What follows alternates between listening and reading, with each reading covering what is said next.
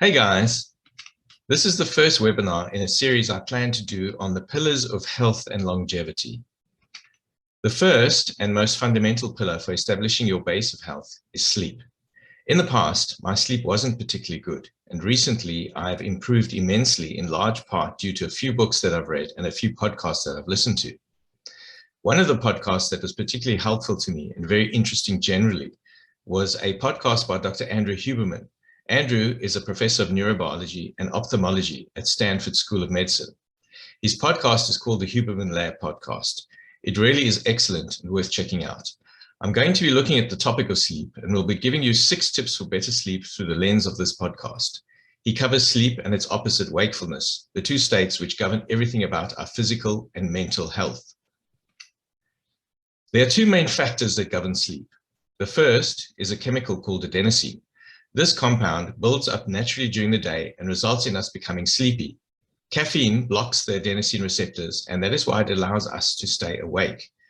The half-life of caffeine is about 5 to 6 hours, which means the quarter life is about 12 hours. So 12 hours after ingesting your last cup of coffee, you still have a quarter of the caffeine in your system. This was a game changer for me because I've always used to have a cup of coffee in the late afternoon. And since eliminating that, the quality of my sleep has definitely improved. So the first tip for improving sleep is avoid caffeine within 8 to 10 hours of bedtime. The second factor that governs when we should be sleeping and when we should be awake is called the circadian rhythm. Exposure to light has a very strong influence on circadian rhythm. So within 30 minutes of waking up in the morning, go outside and view sunlight for 2 to 10 minutes. This triggers cortisol release to promote wakefulness and also triggers an internal timer that dictates the release of melatonin 12 to 14 hours later. As the sun is setting, view the sun again to send another signal to your brain that it's evening. In the evening, avoid bright lights and limit screen time. So the second tip for improving sleep is view sunlight by going outside within 30 to 60 minutes of waking. Do that again in the late afternoon prior to sunset. The third tip for improving sleep is wake up at the same time each day and go to sleep when you first start to feel sleepy. Temperature also affects the ability to fall asleep. Your body needs to drop in temperature by 1 to 3 degrees to fall and stay asleep effectively. Body temperature increases are one reason you wake up. Keep your room cool and remove blankets as needed. So the fourth tip for improving sleep is keep the room you sleep in cool and dark and layer on blankets that you can remove. People who exercise regularly sleep better at night and feel less sleepy during the day.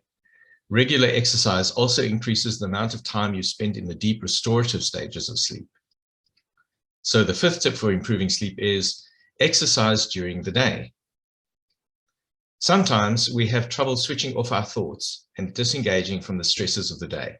Andrew recommends that if you have a problem controlling thoughts, dedicate time to control your mind with your body through yoga or meditation. So the sixth tip for improving sleep is use relaxation techniques such as yoga, controlled breathing, and mindfulness meditation to help you ease into sleep.